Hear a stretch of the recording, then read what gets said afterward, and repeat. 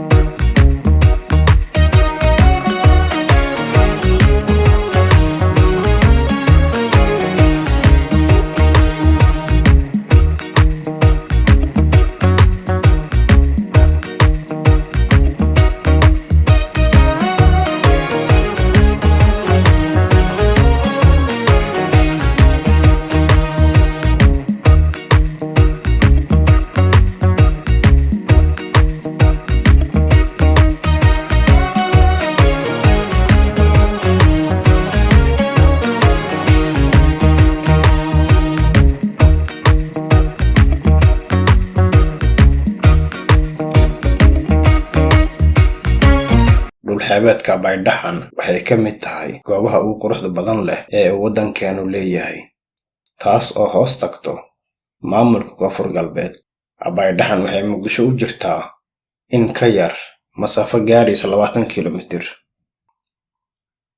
waxyaabaha la qaban karo ama activity-yada kala duwan waxaa ka mid ah haddii aadan dabaal rabin, jet ski ama mooto badeed oo aad kiraysan karto, doon fuulis waxaad kiraysan kartaa ama kiraysan kartaanba doon haddii aad tihiin group idinka oo ku damaashaadayo mid ka mid ah xeebaha Ilaahay noogu deeqay. Sightsee adigoo xeebtan quruxda badan leh indhaha ka buuxsanayo isla markaana neecawdan udgoon iyo hawadan fresh ka qaadanayo. waxaan meesha ka maqnayn faras fuulista.